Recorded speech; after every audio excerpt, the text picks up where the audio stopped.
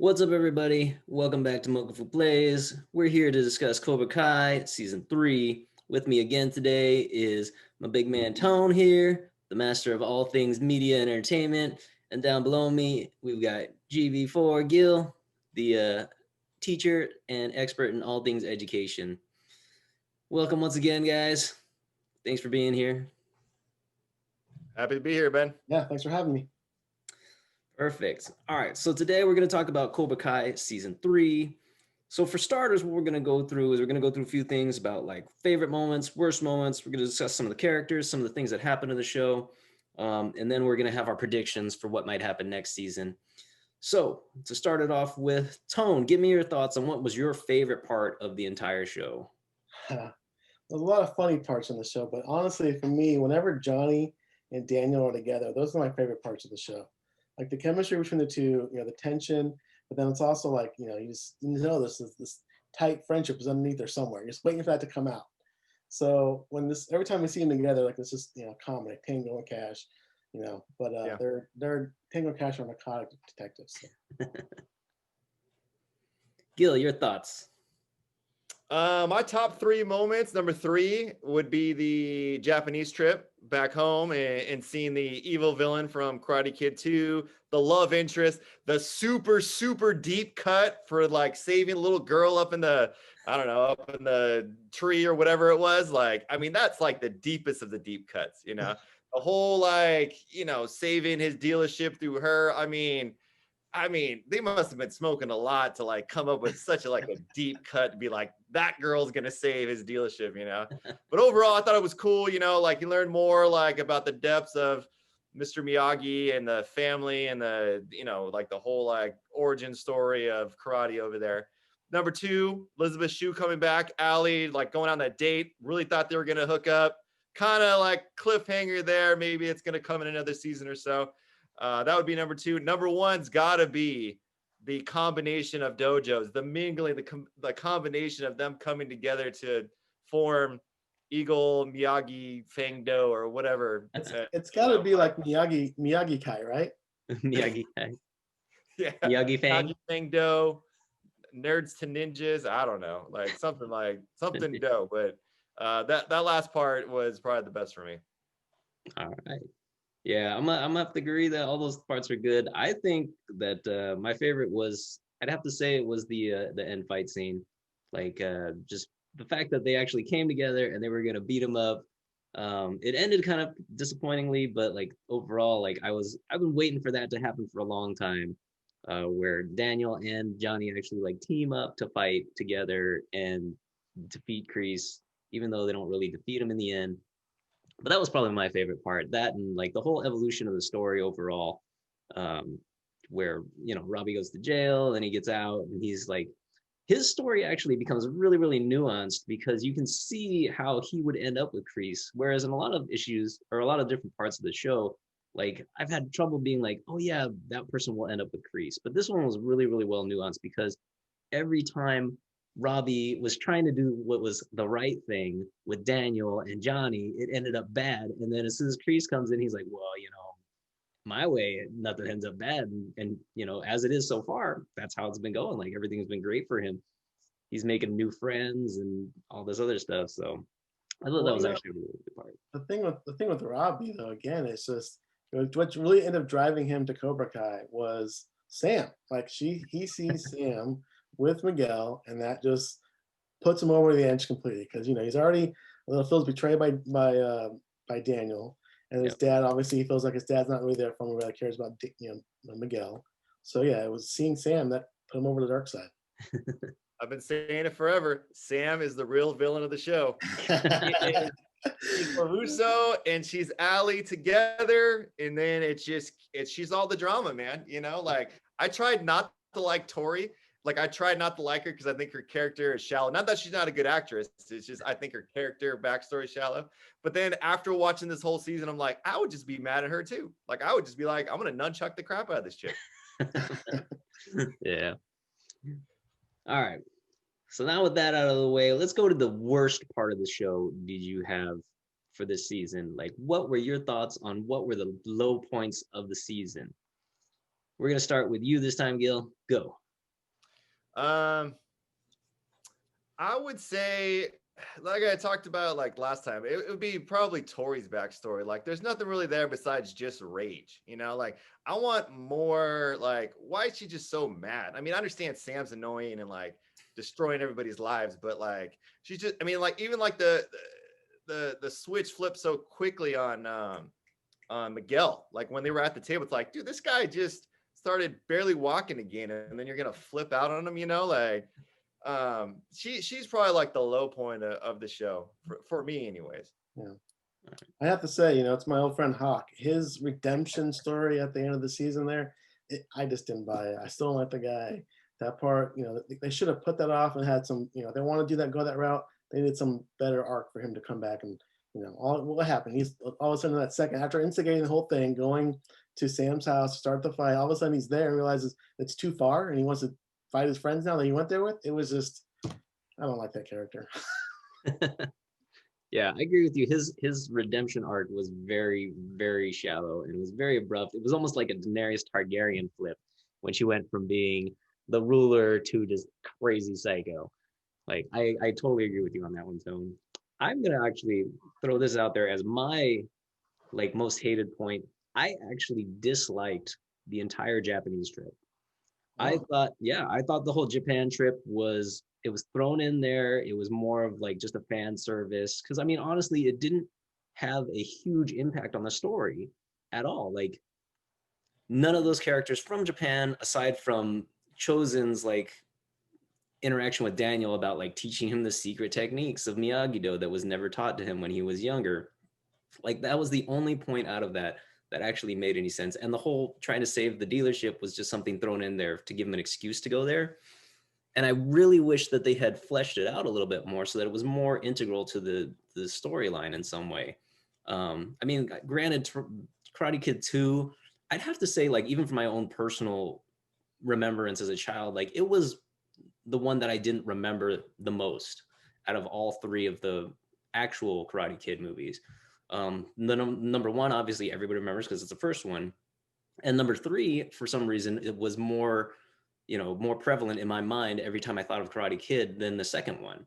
And I don't know exactly why that is, but I think maybe just the bad guys were a little bit more dynamic.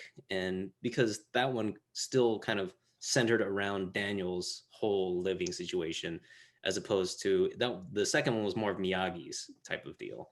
And Daniel was kind of along for the ride. So I don't know, but I definitely, the Japan trip was probably the low point for me in this show. And I actually felt that section kind of dragged a little bit up until they showed the letters that Miyagi had and stuff like that. So, honestly, I thought that trip and that, especially his interaction with Chosen, was like spoke to the heart of what the show is about. My point in that saying that is that, he and Chosen fought to the death. They kept saying fought to the death. Like, it was like, that wasn't a tournament. That was like real life. When he met Chosen and the way Chosen forgave him and moved past it, it's what Johnny and Daniel have not done. And so Daniel really learned from Chosen in that moment, not just about karate, but also about, like getting past things that happened in high school or whatever it was. So that arc, actually, I really like that arc. And I hope to see more of Chosen and him and Daniel and, and now Johnny, expanding on the new Miyagi Kai. yeah, I mean, well, that's part of like what I meant is like I wish that they were more integral. Like that he has more chances to be there, or Kimiko has more opportunities to be there, but they're really not. It just seems like a one-off. They're gonna throw them in there, fan service them, and then get rid of them. Like they're gonna have that one spot and that's it. And yeah, you hit on a really good point that it does exactly reflect how Daniel and Johnny should be treating each other. But I don't know. It might be a little too on the nose for me. I wasn't a big fan of that whole Japanese section. Let's talk a little bit about Kreese's backstory. Like, for myself personally, I really wish that they didn't frame Kreese's backstory the way that they did, as him starting off being bullied and then becoming the ultimate bully. Like, I wish it was a little bit more cut and dry on how he was kind of a bad guy to begin with. I understand that that's not nuanced and stuff like that, but it's still like he's such a bad guy at this point in time. Like trying to give you a little bit of sympathy for how he became that way, I don't know, it kind of ruin it. I wouldn't say it ruins him as a bad guy, but it kind of hurts him in his character, I feel. I think that him starting off as just a guy who's his mom committed suicide, and he gets picked on, and then he stands up for himself, and then he joins the military, and he has a pretty distinguished military service until his commanding officer tries to kill him in that pit of snakes. But he went dark side and stayed dark side, right? Whereas the fact that like Johnny has realized that it was wrong, early when Kreese turned on him as a kid, and then now again as an adult, he's seen the error of his ways. Like it just kind of shows more like it's not everyone can do this. It's like you every day you have to you can choose to be the bad guy, or you can choose to not be the bad guy, and those people can stay comfortable and just keep being the same, or they can choose to look at themselves and like make a change. So that's kind of what his staying dark side and showing that he isn't always bad makes it that much more relevant for those characters who are changing.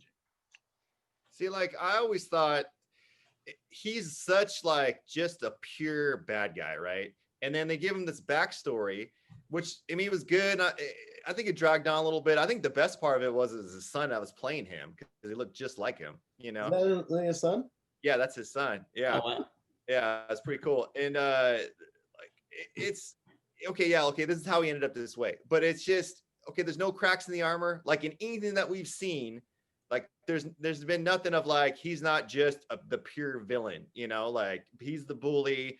It's not like he's doing this for the kids and doesn't want to end up like him or like whatever. It's just I thought that part was disconnected. I mean, I thought, okay, here's the origin, but then you don't see any of that in any of the other parts when he's, just as he is now, Well, there might have been a little bit with Tori. Like, I'm not sure, he was obviously trying to get her to come join JoJo, but he did stick up for her. He did make her landlord back off. So, I mean, there was a little bit of something there with her. Well, yeah. I mean, the one thing that I disliked about that though is like, granted, like not everybody starts like is just bad from the beginning. At least that's the story that they're trying to tell in the show. But I mean, there are some people who are like the way that they're raised just straight up makes them kind of bad people. And like, I really wish that was kind of the case with Kreese, because then it would be a very cut and dry. But this one is like, oh, are they going to try and redeem him or something? Is something going to happen where they're going to try and make another redemption for another character who's supposed to be bad? Because that seems to be the theme that they're using throughout the entire show. Like everybody in the show started off kind of good, aside from the new bullies that they brought in, and then they became bad at some point in time, and now they're either stuck being bad or they're stuck fighting with that. And I feel that they're doing that a little too much, and especially with Kreese, that's one of the ones where I'm kind of on the fence about that. Like that's why I'm personally kind of against that whole backstory. But I mean, it is what it is. It's going to be there, and that's how it is. So got to accept it. But that's my take on it. He's the Karate Kid Thanos of the show. It's going to take the avenging team of Miyagi Feng Do to take him down and take off the gauntlet, Well, even in Thanos' case, he was supposed to be, he had this background where he tried to save his people, and he came to this conclusion of how to save everybody, and it was an evil way to do it, but he was doing it for his right reasons. So, that's what the show does, though. The show has these characters who think they're doing the things for the right reasons. And that's what we keep seeing, these different sides of, like, they show Daniel's side and he does things for the right reasons, but how many times is he doing the wrong thing for the right reasons? And same thing with Johnny. And so now Kreese, like, it's nice to see that he's just not just trying to, see the world burn. He wants to see, they're trying to flesh him out a little more of like, he has a reason, this is why he became this person. And maybe we'll see more of why he stays that person. Maybe there's a fleshing out of the gap between where he lost his dojo after 3 and to now where maybe he did find some humility, and now he's got some little more power, and he's thinking, well, maybe I shouldn't have gone the other way because I learned from, who knows? We'll see where it goes, but I don't mind the direction or his backstory so much. Right. Didn't you think like at one point there was going to be like a CGI Mr. Miyagi uncle that shows up like Luke Skywalker and just beats the crap out of like Kreese? Like I kept waiting. I was like, they brought everybody back. Like they're gonna do the Luke Skywalker Mr. Miyagi thing, and well, Miyagi's dead in the show though. yeah, that was gonna be like Uncle Miyagi, That's funny. let's talk about the Allie episode where they brought Allie back so that they could throw her in there. And that whole episode, just like how it revolved around everything, and it actually fleshed out a lot about the conflicts between Daniel and Johnny. Um, I really liked it, man. Like I didn't think she was gonna show up until the last, second to last episode. She showed up earlier. I thought the way that they were rehashing the past and like going on the day that something might happen with them, and that's gonna like Miguel's mom's gonna find out after they just hooked up, and there was gonna be some kind of drama there, but there wasn't, which surprisingly enough, I thought for sure she was gonna find out about it. But I do like how she was kind of like the referee at the country club and just be like, well, actually, it happened this way. Well, a little bit of both. And I really thought that was cool and like open. I think that actually brought Johnny and Daniel closer because it was like, okay, I can kind of see, maybe I shouldn't have thrown your stereo or whatever, like, or, you shouldn't, like that kind of stuff. So I thought those two parts of that episode were probably my favorite. Yeah, her character was integral into making Miyagi-Kai karate because she was the reason why they fought. We talked about this last discussion, and she was the source of their conflict. And now her coming back and being like taken out as a source, like she's there and she can say, well, look, guys, this is how it was, and there's always three sides to every story, and they kind of get past that. They can realize, okay, well, this is so much time's gone. Why are we even like holding this as a thing between us? Like it doesn't have to. So I think it really opens up the door for the future seasons and them kind of. Although it's not going to be, come on, it's not going to be smooth.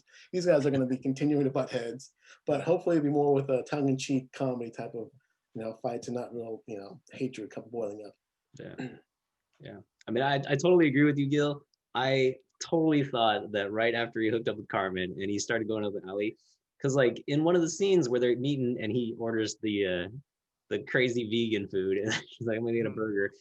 They talk about it, and then suddenly she's like, she calls herself the good doctor, and Carmen is a nurse. And so like when they went to the get together thing at the where the country club, like I actually thought it was gonna be like some sort of like doctor conference type of thing, and they were gonna see each other there.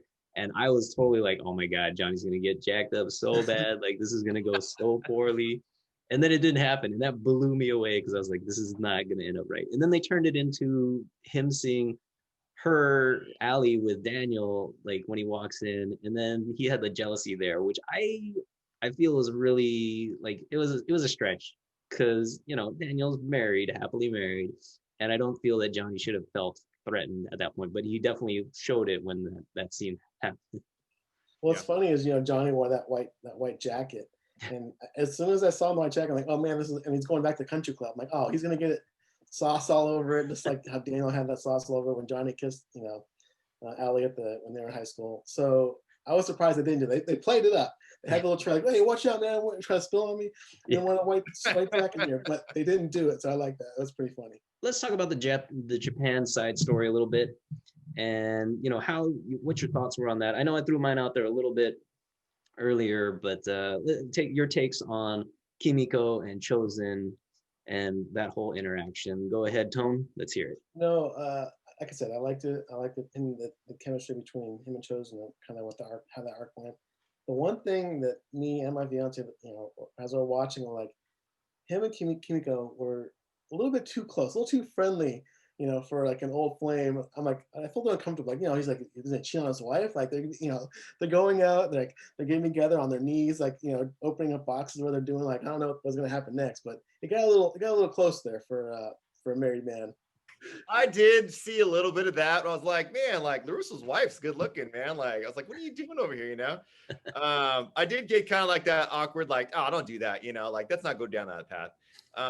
I did feel a little bit like I liked it when I was watching it. And then as the season went on, I'm like, they could have added more stuff. Like, it felt almost like a Witcher, like side mish, like, oh, we're going here. I'm going to do this and we're going to fix this and we're out, like we're going to get the Elder Scrolls or Miyagi Scrolls and stuff. And, yeah, I mean, it was okay. I wanted to see him like break some ice. Like that's what I was looking for. Like I was like, how did they leave that part out? You got the random girl that he saved that ended up saving his dealership. Cool tie-in, but it's like, why wouldn't you break that? Like that's mostly what I remember.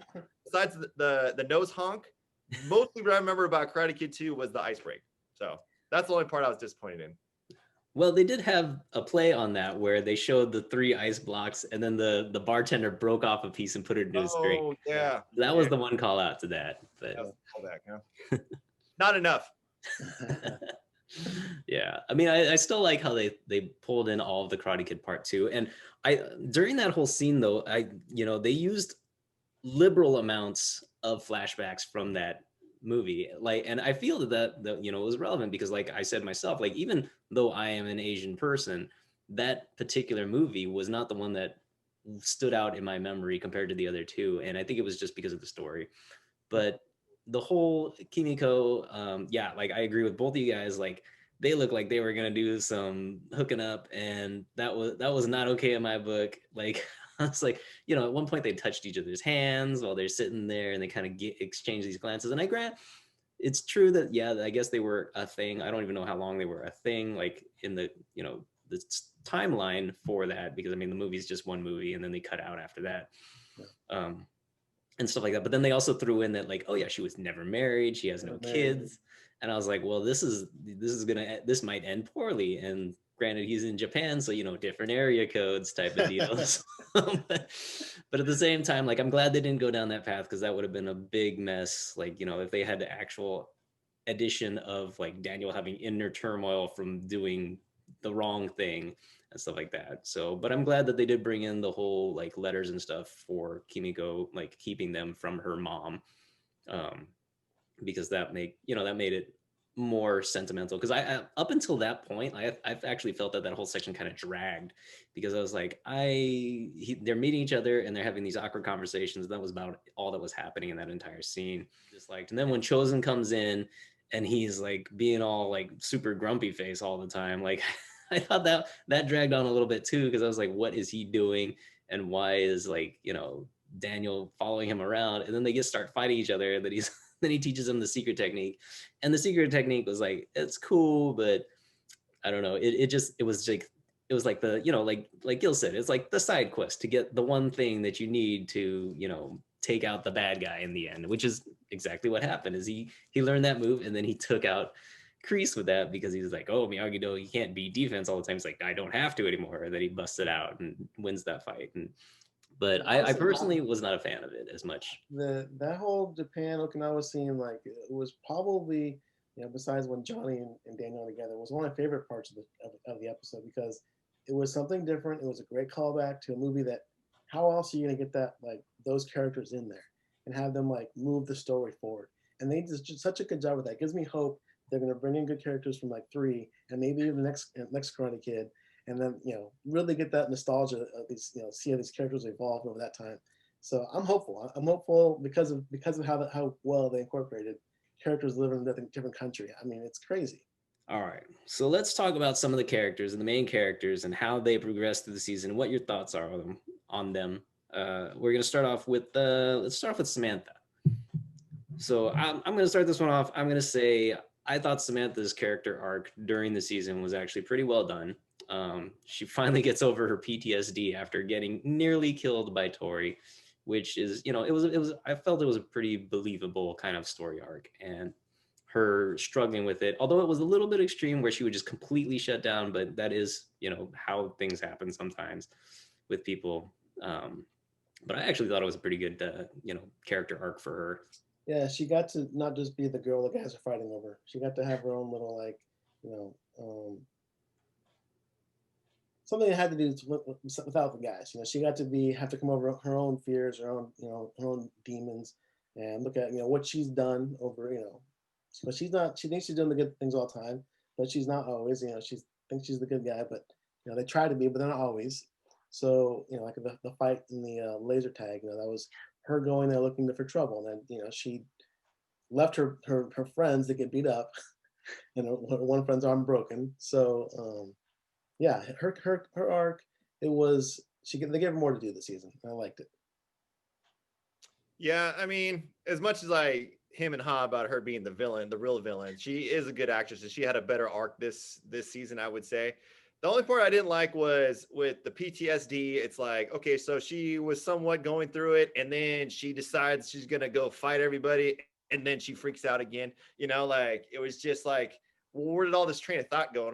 And then it's like you said, like I feel like she kind of like totally shut down. I mean, I don't really know all that much about PTSD, but she would just, it was just Tori, I guess that was the PTSD, was nothing else, you know. But no, I liked her arc. I thought she was good. You know, she's a main part of bringing the two dojos together, it seems like. So I'm all for. All right, let's move on to talk about Tori, your favorite person. Gil, you can start us off with this one. When did she learn how to use nunchucks? Like, where is that? You know, like I knew it was like, okay, you know, this is an excuse for Sam to use the staff. I guess she couldn't just use the staff if Tori didn't have some type of weapon. But like, I don't know, man. They need to really develop her character. I think she's a good actress. Her karate moves are probably one of the best on the show. Like Sam, number one, probably worst in terms of actual like karate movements. And then LaRusso, number two, probably. Daniel's up there too. Like it's just so. I mean, you know. Anyways, back to Tori. I think they need to develop her more. She's just mad. Like that's all I get out of her is she's just mad. Maybe there's probably something to happen. Maybe she has the Kreese backstory. Maybe she takes over for Kreese in seasons later when, you know, they end up fighting Jaden Smith or somebody. I don't know. But like, it's just, yeah. Like I kind of see her arc going that direction personally. Yeah, her character. I don't know. She was just okay for me. The season progressed. She had a little bit of backstory. Her mom's sick. Okay, you know, she's having to fend off her creepy landlord. I don't know. I just don't care either way. She's just right now. She's just there for me. You know, we'll see if she really becomes like. I don't know. I don't know. I don't have much to say on her. That's it. All right, I see. I mean, I personally I like the character of Tori. I feel that they haven't fleshed her out nearly as much as they need to. Like you know, like right now she is pretty much all rage. Like she's just mad for being the sake of being mad, and like they're trying to give her reasons to be mad. Like you know, her mom's sick and she needs to pick up extra shifts and this that and whatever. But and then like it makes sense that she would go into Kreese because Kreese was the one who helped her out when nobody else was there for her. Like she had nobody else other than you know herself, and her mom was sick, so she was like in a tight spot. And he's the only one who reaches out, and that kind of gets to the whole like, you know, you go to with what works for you, right? And then I mean I'm seeing her and Ravi seem to be the new coming thing for bad guys hooking up type of deal. And we'll see if that happens because that would be like a total like twist of like, you know, this just like taking these pairs and mishmashing them together to see who will go with who. And that's an interesting aspect of the whole show as well for me. But I actually liked her character quite a bit. I just I want more Tori.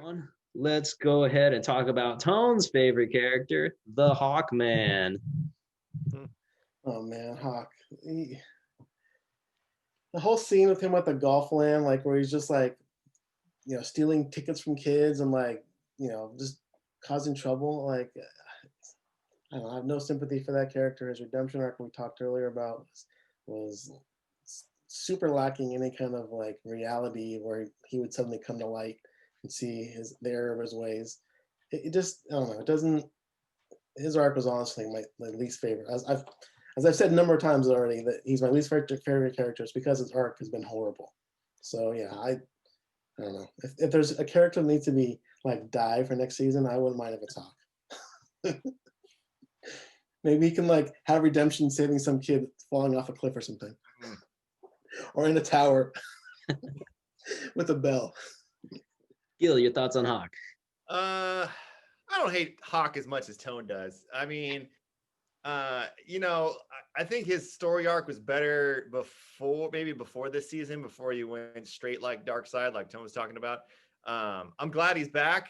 You know, like I thought his best scene was when the bullies came into the dojo, and you know, like he kind of had a little redemption, especially I don't know the Asian bully wrestler dude. Like you know, like he was just all over him for the first few seasons and kind of scared him that way. And I mean, obviously he killed that one guy, right? Like he's dead. Like the way like he died in the dojo, right? Like it's just crazy. But no, I don't mind Hawk, you know, like I'm glad he's back, you know, like I like him and Miguel's dynamic. So I'm looking forward to next season. I kind of agree with Tone on Hawk. Like Hawk is just like he's a terrible character and his story arc was kind of whack. Like his redemption of going from being he became the head of the bad guys and then suddenly like just like I mean they had alluded to it a couple times where he's like, oh, I don't like how this is happening and that and stuff. And he's like, I don't like who this is and I don't like what we're doing. But at the same time, like he was the leader of a lot of the illegal activities that they were doing in the show. Like he was the mastermind behind breaking in on the party, which how did they know that they were even going to be there? They just knew it somehow. And their plan was to illegally break into somebody's house and beat the crap out of everybody. Like that is like one of the ultimate bads, right? Home invasions. And then like it's a home invasion, yes. Yep, that was a straight up home invasion. It's a home invasion.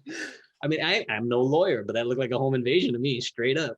Yeah. And then like, then they break into the zoo and they steal a snake. But like, yeah, I mean, he was just like the big bad. And then all of a sudden he flips on a dime, like Daenerys going crazy. It's like I mean, it wasn't as much of a dime. Actually, they did a better job with Hawk than Game of Thrones did with Daenerys.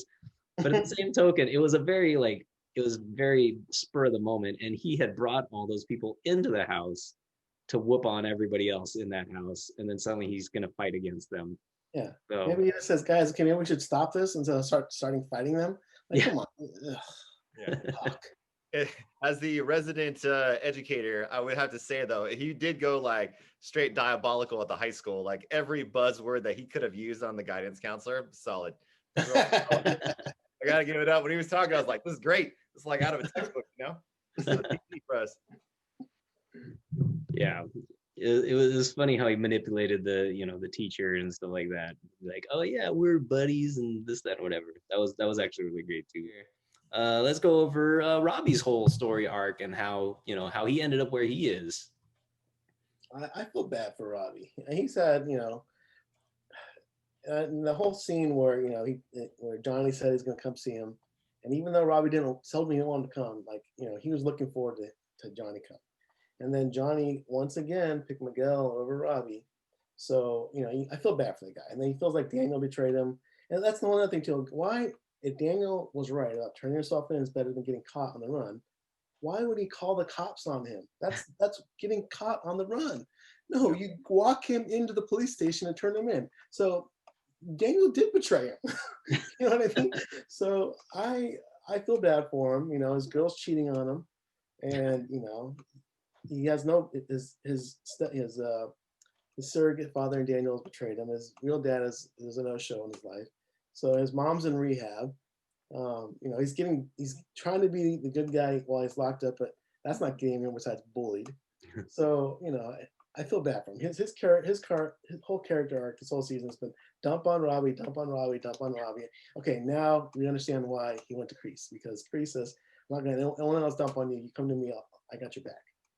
Yeah, I would say, yeah, he's had a tough run of it, man. Even in the first couple seasons, like he had the worst of Dad Johnny, and then you could tell he was looking for a father figure, and it was LaRusso.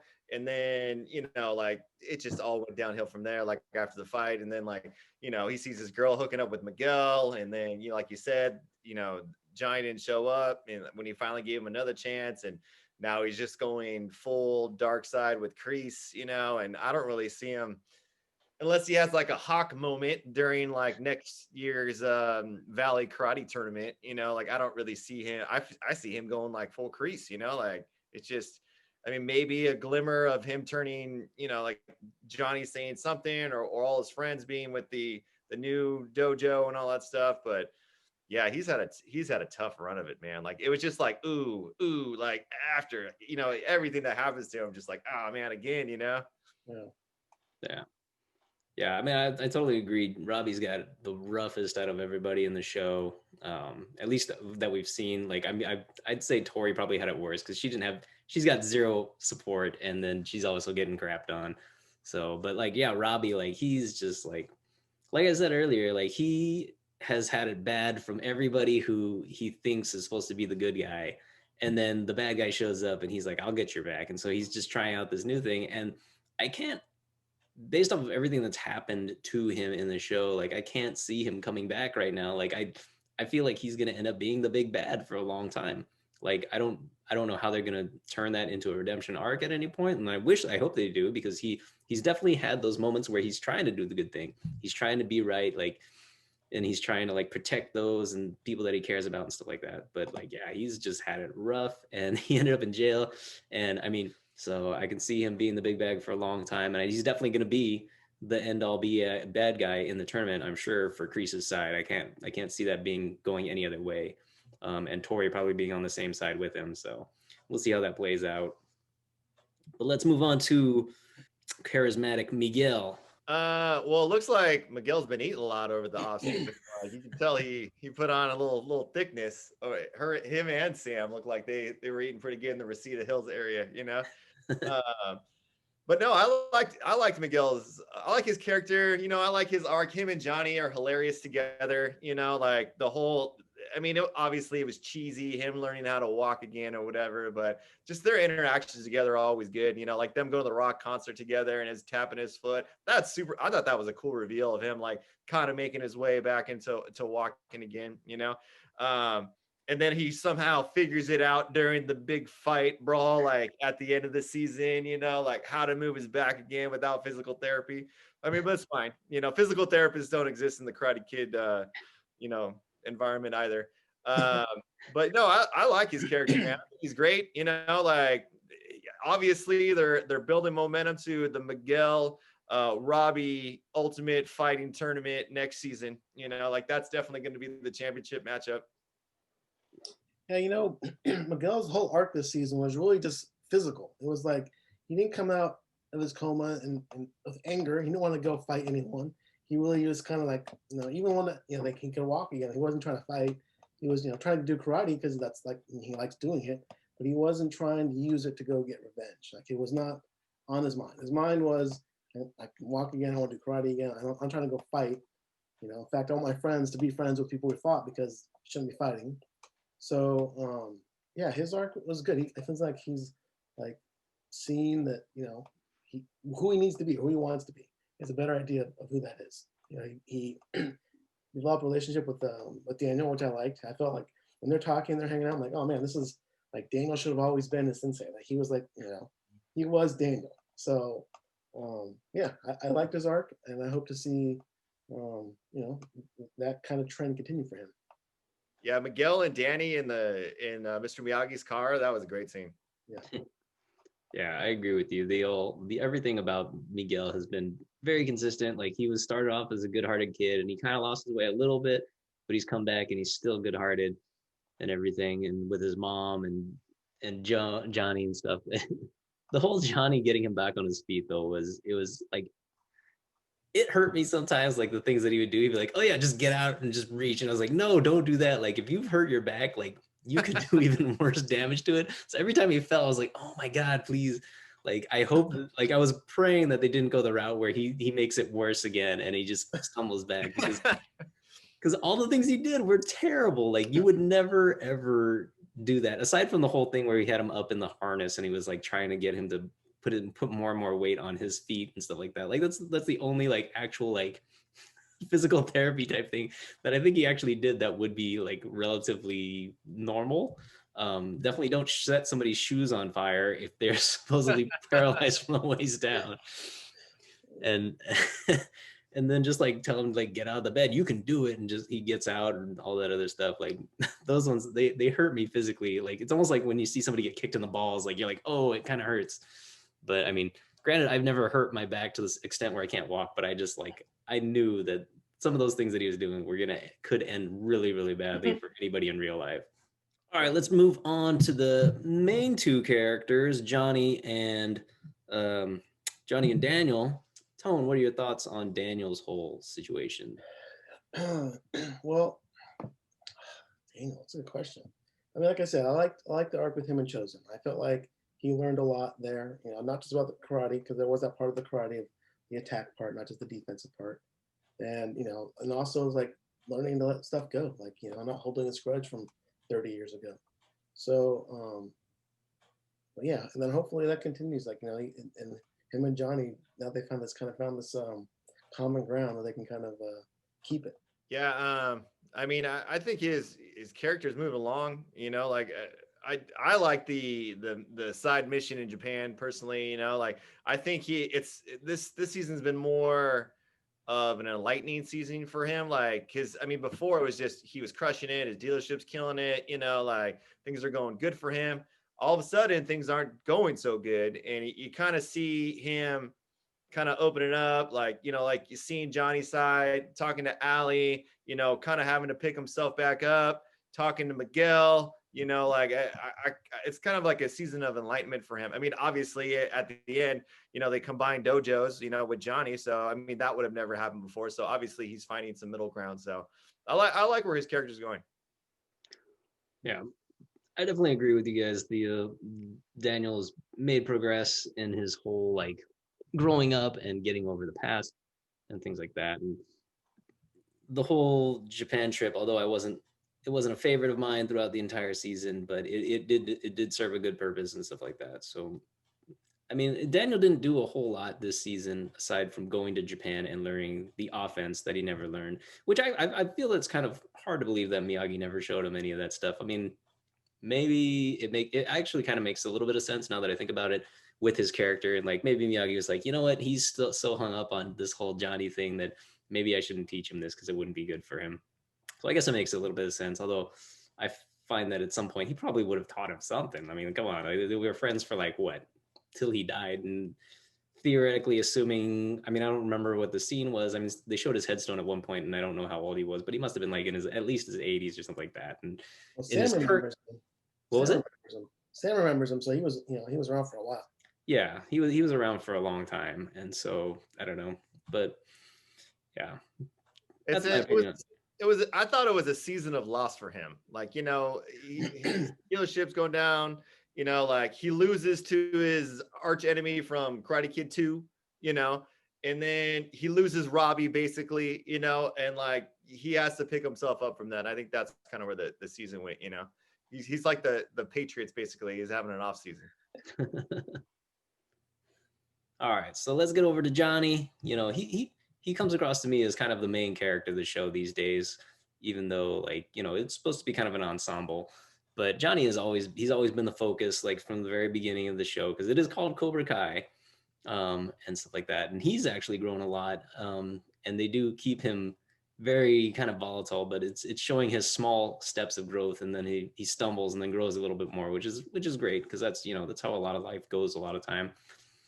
But yeah, like his whole like he the thing that I disliked is where he realizes that he always screws up these relationships, and then he still does it, which I mean, yes, that's something that happens all the time with real people and stuff like that, but like I mean, he was supposed to be there to meet with Robbie, and he blew that off even after calling in help from his friend to get him even to see his son, and just for Miguel and stuff like that. And like yeah, I really hope he grows even more. I can see things coming along, and how it might go. But yeah, I've liked Johnny's progress through this one. Yeah, so like I'm right on board with you, man. Like every season, I mean, that goes on, he gets better at acting. Like I can't even. I'd have to look on IMDb and like actually look up and see if he had anything else going for him in terms of like acting, especially in the last like 10 or 15 years. But he's the best part of the show. He's probably one of the best actors, if not the best actor on the show. And like it's funny how he plays it. Like he was down and out, and then he was doing really well. Then he's down and out again, and then he's doing the photo shoot with Miguel, which was super cool. And then he's like meeting his flame, and he's dressed up. I think, I mean, he's a good actor. He's got it. It's a good storyline for him. Like it's a perfect storyline for him actually. Yeah, because I didn't like in our last discussion. I wasn't a big fan of how he started the season off with Johnny's character. Where he was at down and out, just so low. But yeah, over the season, he definitely he did a lot. He did a lot of good things. He helped Miguel out. But the only thing he hasn't done a good job on which we'll get to this in a little bit as far as where we think the show's going to go, is his relationship with Robbie. Like, he keeps dropping the ball there. He tried to go and like make amends for missing this thing when he went to the homeless shelter or the food bank, whatever it was, and that didn't go very well. So he can't like, that's like his blind spot. He can't put what he's learning and what he's doing with Miguel into effect with Robbie. Like, it's like he sees him too differently. He doesn't understand that he's already has a relationship with like a son. All he has to do is just treat them the same, and then he can, like, he'll be a good dad. Yeah, I mean, he's trying to balance those two things too, though. 'Cause I feel at times he feels like he can't salvage what he has with Robbie, so he defaults to Miguel because that's an easier hurdle to jump, right? Even though he has screwed it up, but he hasn't screwed it up in a way that he hasn't been there for Miguel. He just screwed it up in like teaching Miguel kind of the wrong thing at first, and then like raining on that, and then coming back, bringing it back in so that he becomes a good person. So yeah, it's pretty funny how he's balancing that, and I hope, obviously they're probably going to end up working it out towards the future. But speaking of futures, let's see what the predictions are for you guys for the upcoming season when it comes out. I don't know when it's going to come out. Go ahead, Tone. Give us your predictions for what's going to happen in the next season. Oh, Terry Silver shows up for sure. Terry Silver is going to show up for sure. So that's going to add decreases, big bads. So that has, because now that Johnny and Daniel are on the same side, they need Kreese needs backup, basically. So I see that. And then as far as like Robbie and Johnny's relationship, I feel like, as we're talking about, Robbie's like arc this season, that it's going to come down to like Johnny needing to do something to like, either break away from the karate or do something in order to save or help Robbie, like choose Robbie over something else he's already got going on. It's either going to be the karate, Miguel, Daniel, whatever it's going to be. He's going to have to end up picking Robbie over all that in order to get Robbie to come back to the light side. That's what I think is going to happen with that character. So obviously that was the call, right, to Terry Silver? Like that was the POW in the cage with him or whatever? Yeah. Okay, cool. That's where I was going with that. Predictions are, this is a hot take for you guys, is that Terry Silver is going to end up being Miguel's dad. Put it out there, okay? That's going to be his long-lost dad. That's how we tie it all together, okay? I wrote down the tournament bracket that's coming up for season 4. It's going to be obviously Miguel versus Robbie in the championship, Sam versus Tori as well in the women's bracket, and then Hawk versus the wrestler. All right, that's what I think. That's what I see happening. Okay, I don't know who's gonna win, but that's my early picks for the tournament bracket. I also think Robbie's arch enemy in prison is gonna become a Cobra Kai member. He's gonna come back, the guy that was beating the crap out of him, and then they had, their little moment where they respect each other. He's gonna become a Cobra Kai because they're the ultimate bully badasses in the valley. Like where else would he go? I'm interested to see where Miyagi-Do Fang finds a middle ground, offense and defense. I think that's going to be cool. I think there'll be some clashes, but I think eventually they're going to be better overall karate athletes. And then at what point, like, you see that Will Smith's a producer, right? Like, when is Jaden Smith coming in this, right? Like, where's the Miyagi verse? Like, Hilary Swank, right? Like, maybe even, what's his name? Who was Jaden Smith's Mr. Miyagi? Jackie Chan. Jackie Chan. I mean, they got to, maybe he's not the Miyagi of the show, but maybe he's like the judge or something. Like, that would be a cool callback. I mean, if they got that would be tough though. I mean, those characters, they're in China, like they never met. And even like Jaden Smith, he came from like Detroit or something. He was not even from like California.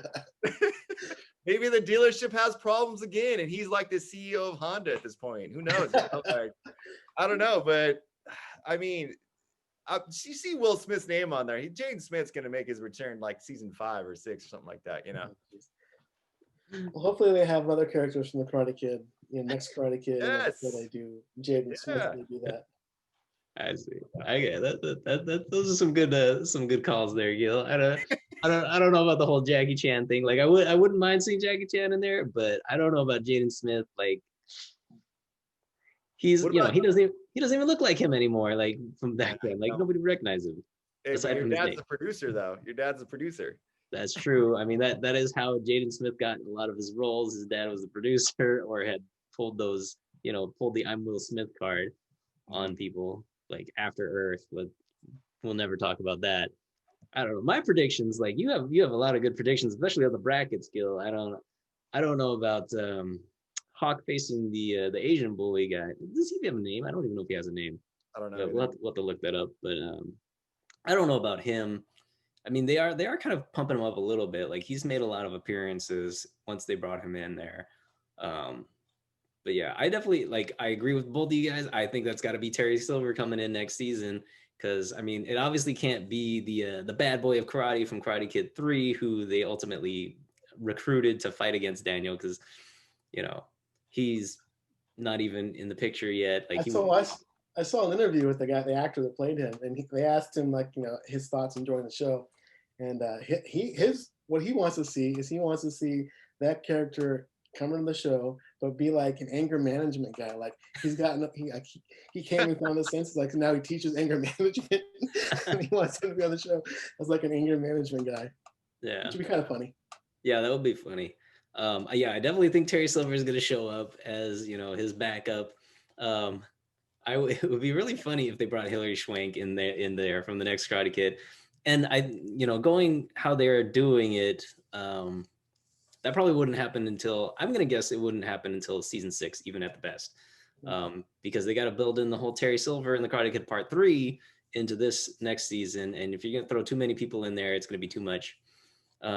I see Daniel and Johnny, they're gonna butt heads at a lot of points in the next coming season. Like every episode's gonna be them butting heads and kind of falling back into the "I hate you" kind of deal. But they'll get over it a little bit quicker. But it is definitely gonna come down to the very end where they get to the tournament, which is gonna be the ending for the next season, where they all end up fighting. Other than that, I don't see a lot of extra things happening aside from Terry Silver showing up. But yeah, I mean, those are my thoughts on what's gonna happen. I definitely, having Jackie Chan in there would be hilarious. I would love that. I would just love that because I mean, but the Karate Kid with Jaden Smith was a terrible Karate Kid. To be perfectly honest, it was terrible. The whole putting your jacket on and taking it off and this, that, whatever. I understand what they're doing there, but I thought it was dumb. I actually like that Karate Kid. I didn't think it was that bad. Did you? Yeah. Oh. I thought his karate was way better than Daniel's karate. Oh, I thought it was. His karate was much better. He was much more flexible. Yeah. I think out of all the characters in the Miyagi verse that we're going through here, I think that Hilary Swank probably has the best out of those leftover characters of showing up. Because Mr. Miyagi trained her, right, in number 4? Yes. Yeah. Yep. Well, it wasn't called 4. It was the next Karate Kid, and then it became nothing else after that because this whole series got canned. But yeah. Now, do you think if they introduced her that Daniel and her are going to know each other, right? It's not going to be she's going to show up and not know who Daniel is, or Daniel's not going to know who she is. They're going to have been friends because of Miyagi for a long time, right?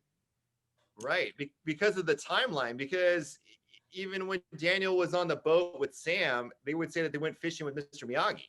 So that must have been way past that point. So he would have to know. There'd have to be it'd have to be some type of reunion. There's no way Mr. Miyagi didn't say anything about her. Yeah, I would think that he would have her over and she'd come see him or whatever, and that they would all train karate together or something, because she was his student too. Yeah. All right, so judging from that, this is what I'm going to say. If she does come in, he's going to call her in as his backup to teach her jumping kick off of the post so that they win the tournament for the next season. I don't see it that way. They don't introduce characters for fighting reasons. It seems to me more like Chosen was a character who did that. What's that? Chosen was a character who they brought in for that. Chosen, he did teach him something, but I think Chosen's character really was more about getting over what happened so long ago. That was his main arc. And helps Daniel and Johnny get over their stuff. At least Daniel get over him and Johnny's stuff. All right, guys. Thank you once again for joining me to discuss Cobra Kai. Sorry, not Karate Kid. If we, when the next season comes out, we'll redo this and have another roundtable and see what predictions we got were correct, which ones were wrong, and we'll discuss again what happened throughout the seasons. We hope to see anybody else who's watching this show, or well, not this show, Cobra Kai in general, and also this channel on YouTube. come back and see us again. Hopefully you'll have some more, good takes, and we'll have the hot takes coming as much as we can get them. So thank you, everybody, and we'll see you next time. So speaking of illegal activities, let's take a little side break from all the characters real quick. We're going to talk about the police in the Valley because I have a huge issue with their representation in this show. They have the police officers, and these kids are straight up breaking the law, like just breaking the law. And then they have a scene where Daniel's wife goes into the police station to file a restraining order, and Reese has already filed a restraining order for her assaulting him. And I just find I really wish that they had done something else to have the police issue inside of the show at all, because these kids are straight up doing things that would land all of them in jail or in juvenile hall or whatever. So like those are all I get is like, what? How did Robbie end up? Is it because he had so many pre-existings? He's the only one that ended up in jail. Like it was legit like a huge like ninja brawl, and he's the only one. Everybody else allowed to go back to school, and there's just more security allegedly. And then Robbie, I mean, like the whole like justice system is messed up in this show. I mean, literally, it just doesn't make sense, like. And then Kreese can just manipulate the cop by putting in the restraining order first or whatever, like with no real proof. Was there cameras in the dojos, but I mean, it does make sense in terms of the plot. Like the plot could not continue if there was like police intervention, right? Like there would not be these huge karate battles for the most part. Yeah, it's not called Karate Cops, it's called Karate Kids. Yeah. Or Karate Kid. So yeah, I mean, yeah, it gets worse than that. I mean, what the kids are doing, they put a Cobra in the freaking Daniel's dealership. I mean, someone could have died. So, I mean, yeah, but I mean, that's just the show. Like, they can't have the cops come busting in, the show's over. Like, Yeah. Yeah, that's true. That's true. I mean, it's silly, and it leads to a certain amount of suspension of belief. But it really got to me when the whole thing happened. Like these Machio's doing karate. I mean, come on. I don't know if what you'd call him doing is actually karate. He's very stiff in his movement. Exactly. Like, just watching. So, I mean, the suspension of disbelief is already there in the title. Like, Ralph Macchio is doing karate. That's all right. Yeah, I do like kind of how they poke fun at it, like at the school board meeting or one of the meetings, like one of the person or the city council meeting, like they don't really understand why karate was like such a big deal in the Valley. Like I don't understand. Like it's like, yeah, no one. Well, because there's only street justice. That's the reason why. Like that's why karate is such a big deal there in that like reality. There's no cops. Cops don't do anything in the Valley there. Yeah. Except for order chicken sandwiches from dive bars. That's right. Oh yeah. Like, yeah, I saw that scene. I was like, are you serious? This guy is going to come in here. They just needed a cop in there. He was there to order a chicken sandwich from a dive bar. Like, I don't even think dive bars sell chicken sandwiches. At least all the ones I've been to, they don't. Yeah, Popeyes don't exist in Karate Kid land or what? Right. But anyways, let's get back on topic here.